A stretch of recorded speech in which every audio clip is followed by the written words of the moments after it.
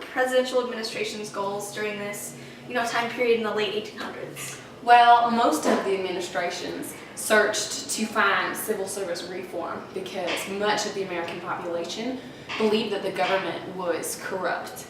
And so finally in 1883 they passed the Pendleton Civil Service Reform Act, which made it so that civil service employees would actually be hired based on merit and qualifications instead of who they voted for.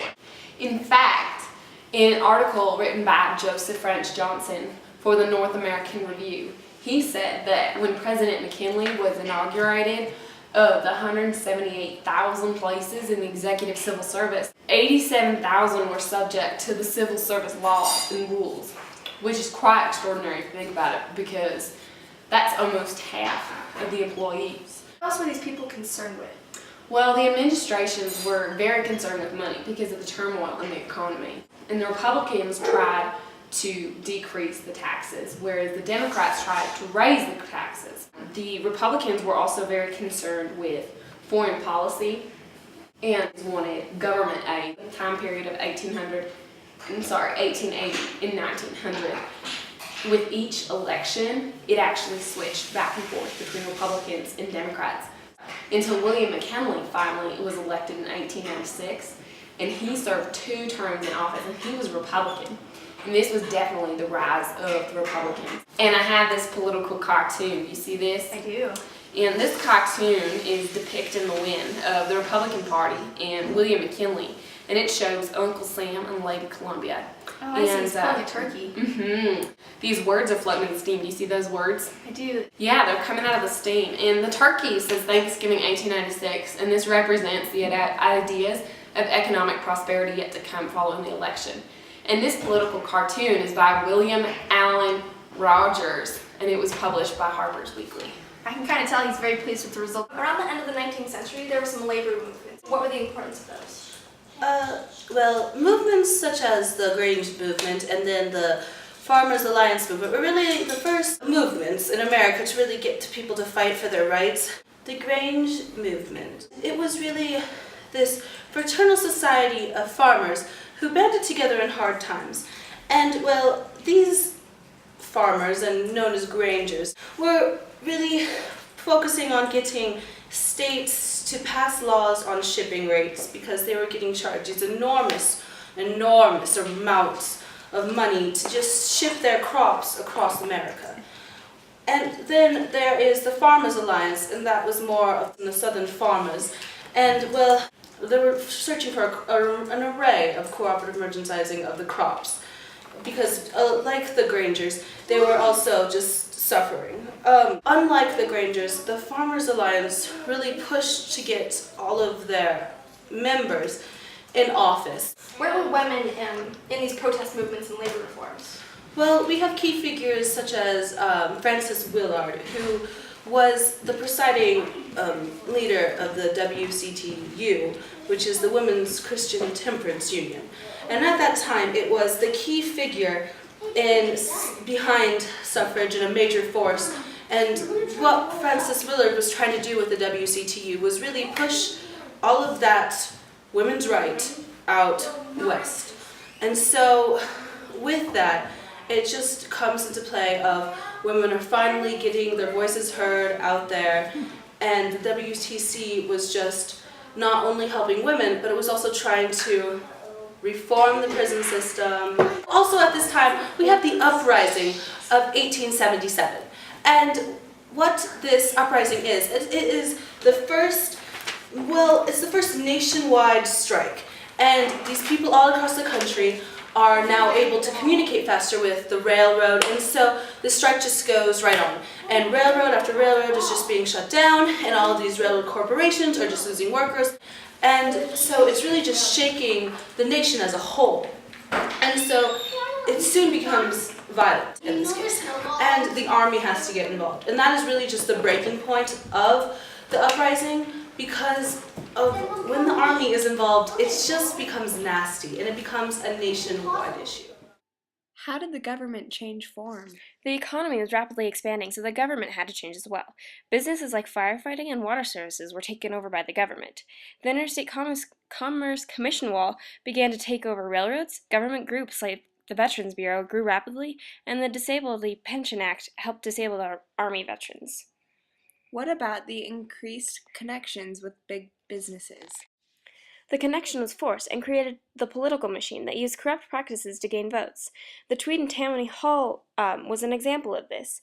The spoils system worked similarly, rewarding people with jobs. However, the Pendleton Civil Reform Act stopped this. Would you mind telling me a little bit what was the free silver movement? When the economy collapsed in 1893, the public wanted the President Cleveland to reform the nation's currency. And silver had been added to the precious metal base of currency at the time. And the free silver movement just advocated for the unlimited coinage of silver. How were Republicans involved in this election? The Republican candidate, William McKinley, he raised around $7 million for his campaign. However, during his campaign, he played down the silver issue, mainly talking about the tariffs. Even so, many Catholics left the Democratic Party because they didn't support the free silver movement, as well as the middle class and the blue-collar workers didn't feel that Bryan's plan involved them. Bryan also failed to gain the support of the Midwest, the West Coast, and the Upper South. So that meant that McKinley had a lot of support and he won the election. This cartoon shows Bryan chasing a turkey. This shows his struggle gaining support in other states besides Nebraska. This next cartoon shows McKinley at the Republican National Convention and shows how many states supported him, and the artist seems less making fun of him and rather in support of the results. Tell me, what exactly caused the Depression of 1893? Well, it started with the booming railroad systems that inevitably went bankrupt. The entire economy ground to a halt. The collapse of the Philadelphia and Reading Railroad in March of 1893, followed by the downfall of the National Courage Company, sent the whole country into a panic. Hundreds of banks closed, 200 plus railroads shut down, and around 15,000 businesses slipped into bankruptcy. Unemployment rate reached a record 25%.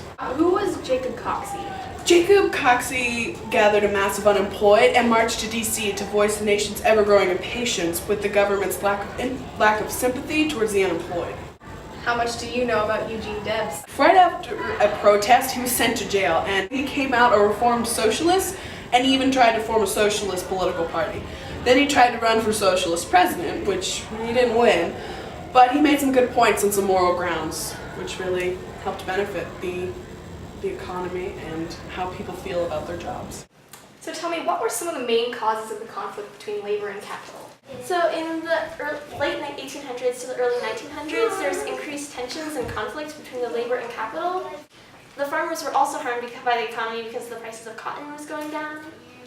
So how did the people react to that? One man, Eugene Debs, helped organize the Pullman strike along with Cushman K. Davis. The strike was the employees of the railroad. They refused to run the train containing Pullman cars because of the wage cuts. This strike actually caused a shutdown of the freight and passenger traffic. And the illustration that is shown from the time shows the blockade of railroad cars and also the deputies attempting to move an engine car through the strike. The Pullman strike actually produced a riot, which one newspaper, The Conservative, explains that 12 men were fatally injured and 586 people were arrested.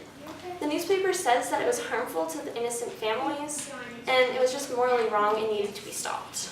So were there any other protests against these wage cuts? Or? Yeah, there was. Another rebellion against the wage cuts was Coxey's Army. They were a group of individuals who decided to march to Washington to protest the pay cuts. How did the people of this time period perceive these individuals? Well, they were seen as a group of scoundrels and tramps, and it was actually a giant worry that when they reached Washington, the problems would actually increase because of the issues of feeding and housing them. So one newspaper, The Courier, explained how it thought the best course of action would be to plan for the worst situation, and then when the group did reach Washington, to have a hearing with them and explain that the wage cuts were necessary. And also, The Courier did explain how they thought that the trains and the railroad companies were responsible for the success of Coxey's Army because they were able to seize the trains, and if they would have been forced simply to walk all the way, then enthusiasm would have gone down and the rebellion would have subsided quickly.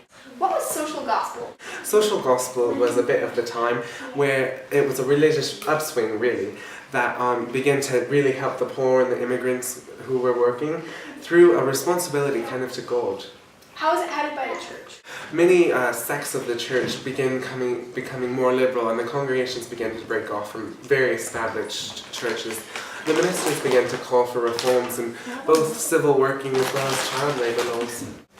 So how did they do such? The church was the main force really behind the social gospel movement, and it really started with the theologians. They kind of noticed a discrepancy between what they were told in the Bible to do with the poor and what kind of the community had begun to establish such. Now, a big part of this time was applied Christianity. Tell us a little bit about that. That was started by the congressional minister Washington Gladden, and he actually warned the churches against ignoring the social issues of the time, and he said if they did, they would become to exist as only really saving weird religious traditions and rituals that were just not worth it. How did the call to arms begin to take place? Well, women were really the first to take up the social gospel movement. Women of the evangelical Protestant denomination raised money to establish small residential hotels for working women. Catholic laywomen and nuns served the poor women of their faith by operating hospitals, orphanages, and schools. Women began to gather together and founded the Young Women's Christian Association, or YWCA. There were non-denominational missions for the working poor in the US, and both began to spread to a global force. These pictures represent the missions of the YWCA and YMCA. As you see, one is feeding the workers in Buffalo, New York, and another catering to the US soldiers in Moscow, Russia. So what works of literature portrayed all this? One really motivational work that portrayed all of this kind of work of the time really came from If Christ Came to Chicago by W.T. Stead. And in his preface he states, let me quote, "The pressure of the problem of the unemployed was beginning to be severely felt. This really began to push many Americans to really believe in the moment and the social gospel movement of the time." What did the U.S. do at the turn of the 19th century that sort of, defined the role of America in terms of foreign engagement? Well, and the military start affairs? of the Navy, and at the time the Navy was known as the Great White Fleet, and this fleet was created because the U.S. really wanted to protect the treaties that they had put in place overseas. It really opened up the U.S. on a new scale because it brought them something that they had not had in large quantities before, and that was sea power. We had policies such as the Good Neighbor policy and the Open Door policy, and these opened the U.S. up to markets in Latin America and Asia, and really in places in the world that the United States had never really ventured out and tried to make investments in. And not only those two places, because it was more specifics that the U.S. ended up getting involved in. More specifically, where did the U.S. involve itself? Specifically, we had places like Hawaii and Cuba. Tegan O'Connor, would you mind telling me what do you see in terms of racism and nativism during this time? You see an almost resurgence of the racism and nativism because it's especially at a high point after Reconstruction. So you see things like the Jim Crow laws that said, African Americans are not equal and they should be separate from people who don't have color on their skin. And secondly, you have the civil rights cases. Those overturned the Civil Rights Acts, which essentially said that any citizen of the United States would be treated equally under the law. That was a huge point in American history because it further separated the two races. Additionally, you also have Plessy versus Ferguson. It furthered the separate but equal doctrine of segregation is constitutional. And something else you see that's absolutely horrifying is lynching.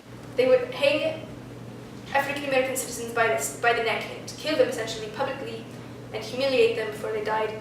And that was essentially just a way of preventing African American citizens from becoming too prosperous in American society. And a woman named Ida B. Wells, she was actually an anti-lynching advocate. So she would go around and she actually found out that originally they thought they were justifying heinous acts by saying these were people who were convicted of rape or other miscellaneous crimes.